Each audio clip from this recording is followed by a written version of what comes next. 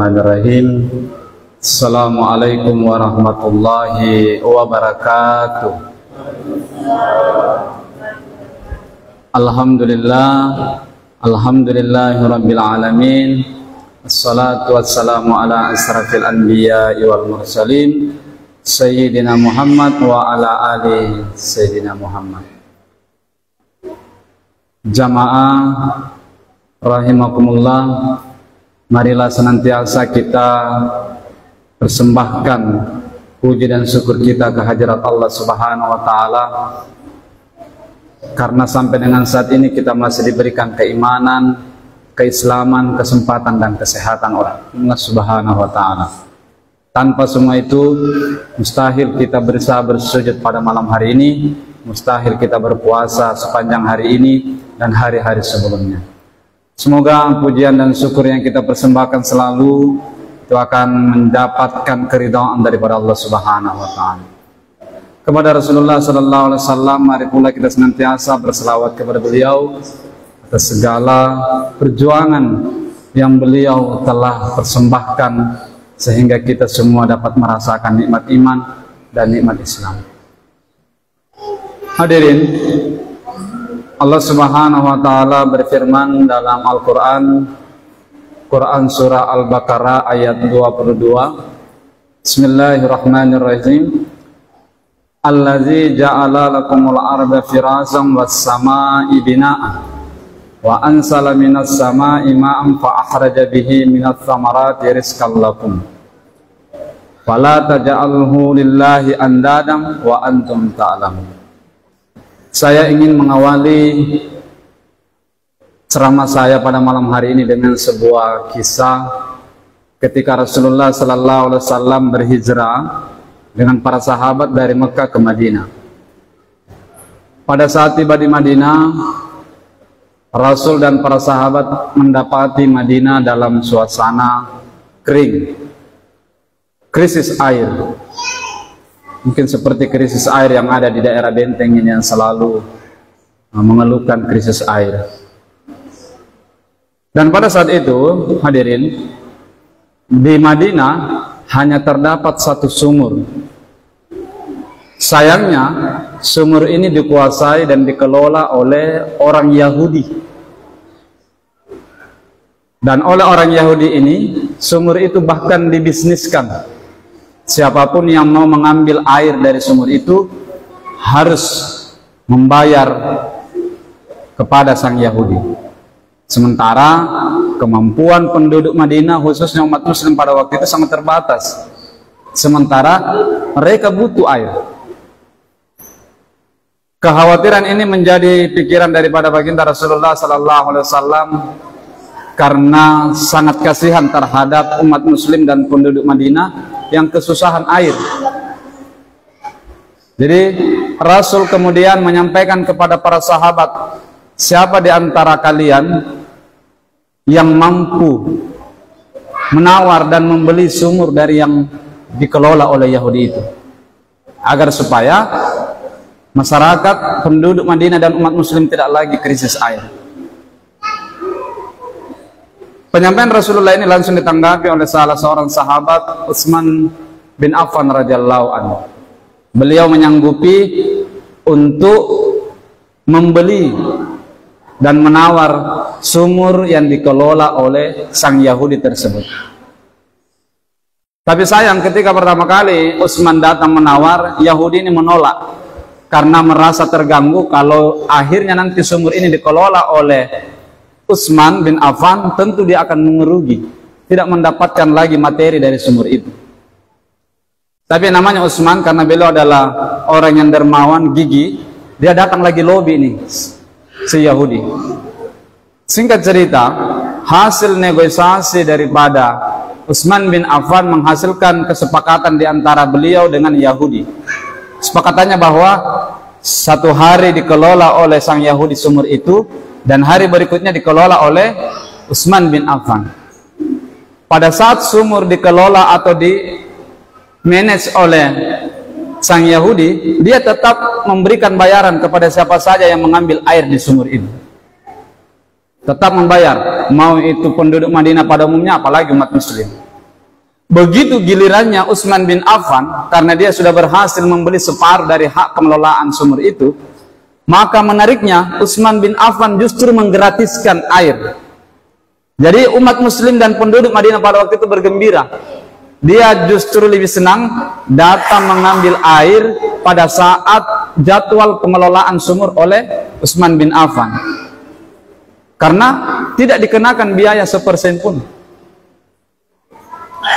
Dan umat muslim pada waktu itu dan penduduk Madinah pada umumnya menyadari bahwa karena krisis air ini sangat mendera mereka, begitu giliran pada saat dikelola Utsman bin Affan sumur ini, mereka mengambil dan menimba banyak air untuk persediaan beberapa hari.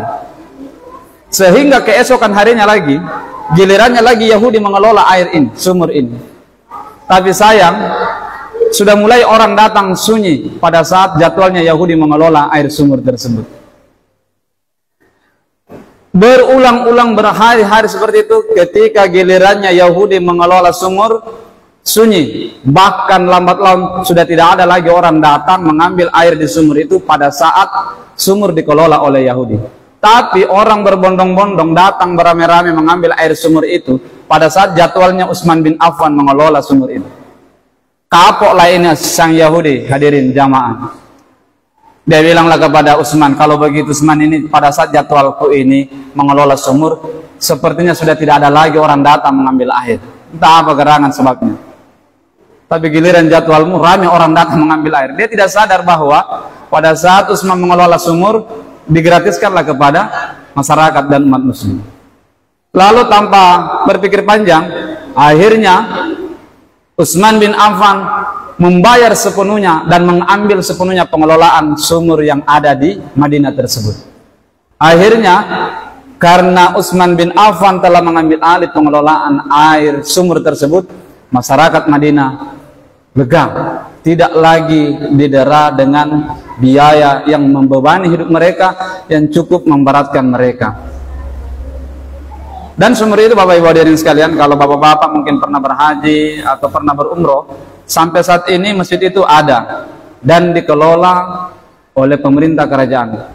Posisi masjid itu berada di Masjid Qiblatain, jadi tidak jauh dari Masjid Qiblatain di kota Madinah.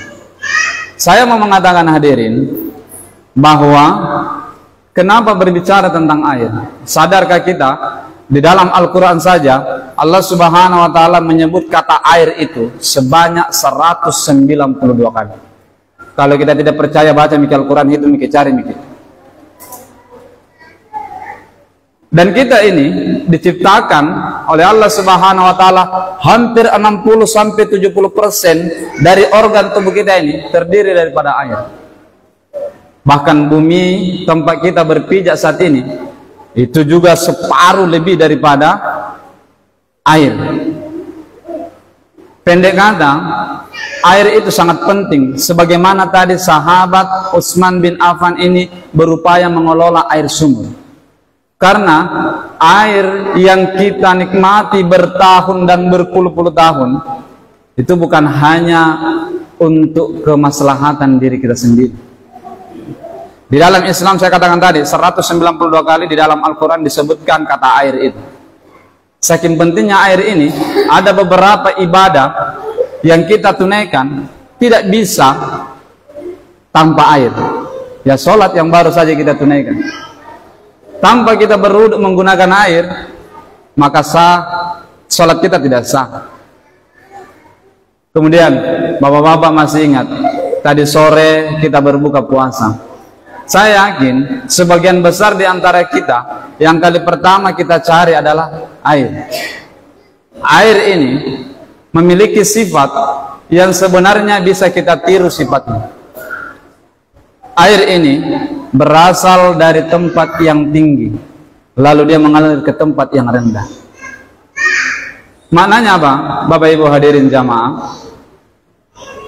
Air ini kita ambil pelajarannya, apapun kedudukan kita, baik kedudukan sosial di tengah masyarakat, mungkin kita punya pangkat dan jabatan di tempat kita bekerja, kita tetap harus bersifat tawadu. Air itu sifatnya mengalir ke tempat yang rendah. Lalu ketika dia berada di tempat rendah, dia mudah berbaur, dia mudah beradaptasi. Idealnya begitu. Apapun jabatan kita di luar, apapun posisi kita di luar masjid, begitu masuk ke masjid, rendahkan diri kita. Apalagi setelah kita sujud di hadapan Allah Subhanahu wa Ta'ala. Setelah itu berbau. Yang kedua, yang paling penting, sifatnya air, Bapak Ibu hadirin. Air itu bermanfaat. Sangat bermanfaat. Bukan hanya untuk dikonsumsi. Bahkan listrik yang kita gunakan itu digerakkan oleh turbin. Yang menggerakkan turbin itu adalah air. Maknanya apa, Bapak Ibu hadirin? Menjiwai sifat air adalah kita juga harus menjadi orang yang bermanfaat. Khairun nas anfa'uhum linnas. Sebaik-baik manusia adalah mereka yang bermanfaat bagi sesama. Air bermanfaat bagi manusia. Air bermanfaat bagi hewan, binatang, bahkan sangat bermanfaat bagi tumbuh-tumbuhan. Dan banyak lagi manfaat yang diakibatkan oleh adanya air. Kita bisa bayangkan hidup kita tanpa air. Yang berikutnya, Bapak Ibu hadirin sekalian, sifat air yang perlu kita tiru adalah bahwa air itu menyejukkan. Sejatinya sikap dan perilaku serta tabiat kepada diri kita kepada orang lain itu adalah menyejukkan. Bisa saja kita berbuat baik kepada orang, belum tentu menyejukkan orang. Yang ideal adalah kita berbuat baik kepada orang lalu menyejukkan kepada orang. Itulah sifat air. Dahaga yang kita rasakan sepanjang hari berpuasa, bahkan tidak sampai segelas air kita teguk, sejuk rasanya, selesai. Begitulah manusia, begitulah kita seharusnya. Mungkin kita tidak terlalu lama berbicara kepada seseorang, tetangga, sahabat kita. Satu kali sapaan kita saja, satu kali senyuman kita saja kepada mereka, itu bisa menyejukkan diri kita. Tapi Bapak Ibu hadirin, air juga punya sifat yang bahkan bisa melululantahkan. Bukan hanya manusia, bahkan bumi ini. Kita sering mendengar kisahnya Nabi Nuh. Banjir bandang terbesar sepanjang hayat hidup manusia terjadi di masanya Nabi Nuh. Dan itu disebabkan oleh air. Yang kedua, Fir'aun dengan bala tentaranya ditenggelamkan oleh Allah Subhanahu wa Ta'ala ketika mengejar Musa alaihissalam dan para pengikutnya. Ditenggelamkan di air. Lalu kisah Nabi Ibrahim alaihissalam yang oleh Raja Namrud berupaya dibakar. Lalu karena pertolongan Allah Subhanahu wa Ta'ala, jasad daripada Ibrahim terselamatkan. Karena apa? Air juga. 2006 yang lalu, Bapak Ibu hadirin, mungkin masih lekan di ingatan kita. Saudara-saudara kita di Aceh, di Malaysia, di Thailand, sampai ke India sebagian, Pakistan, tersapu banjir, tsunami. Maksudnya apa, Bapak Ibu hadirin? Saya sampaikan kepada kita sekalian. Air kalau tidak dijaga dengan baik, tidak dijadikan sahabat, maka bisa menjadi musuh bagi kita. Air kalau tidak kita pelihara dengan baik, bukan saja mubazir, tapi akan menjadi musuh kita. Tergantung bagaimana kita memperlakukan air itu. Begitu juga dengan kita sesama manusia. Orang bisa baik kepada kita, kita berlaku baik kepada dia, dia bisa jadi membalas kebaikan kita dengan kebaikan. Tapi bisa juga orang berbuat jahat kepada kita. Kenapa? Bisa jadi karena perilaku kita sendiri. Seperti itulah sejatinya air. Sifat air yang harus kita tiru. Saya ingin menutup apa yang saya sampaikan pada malam hari ini. Satu mukjizat daripada Allah Subhanahu wa Ta'ala tentang air. Semangat dari air itu adalah semangat yang pernah dicontohkan oleh Siti Hajar, istri daripada baginda Nabi Ibrahim alaihissalam, ketika anaknya kehausan di padang yang gersang di Makkah. Beliau lalu mencari air untuk diberikan kepada anaknya. Lalu karena kuasa Allah, kaki mungil daripada Nabi Ismail alaihissalam yang dihentakkan kemudian memancarkan air. Dan air itu dinikmati beribu-ribu tahun, dan sudah miliaran orang sudah menikmati air itu, yaitu air Zam-Zam. Mungkin Anda tidak pernah, atau bahkan di antara kita tidak pernah, belum pernah ke Makkah, tetapi air itu sudah menjadi, telah menyatu di tubuh kita, mungkin dapat oleh-oleh dari tetangga. Karena itu Bapak Ibu hadirin sekalian, kemarin tanggal 22 Maret adalah peringatan Hari Air Sedunia. Salah satu tema utamanya secara global adalah lestarikan air. Mungkin di rumah kita memang tidak ada sumur seperti sumur yang dikelola oleh Utsman bin Affan, tetapi kita menikmati air yang dilayani oleh pemerintah harus kita manfaatkan sebaik mungkin. Ada sungai di sini, pelihara sungai ini. Banyak orang bertumpu, orang-orang dulu itu bertumpu kehidupannya di air. Dan bahkan sampai hari ini jutaan orang di seluruh dunia hidupnya dihidupi dari sumber di mana mereka mencari penghidupan itu di air, di lautan, para nelayan, para pelaut, dan siapapun yang berprofesi yang bersentuhan dengan air. Karena itu jangan pandang enteng air, dan kita berdoa kepada Allah Subhanahu wa taala. Semoga Allah Subhanahu wa taala mengaruniakan kita karunia berupa air, tetapi air dalam bentuk yang lain, rezeki, kesehatan dan sebagainya. Saya ingin menutup ceramah saya pada malam hari ini dengan sebuah pantun untuk kita semua, Bapak Ibu hadirin, tentang air. Pantunnya kurang lebih seperti ini, tapi tidak usah dan cakep. Bersihkan hati dengan bersikir, malam lebaran mari bertakbir.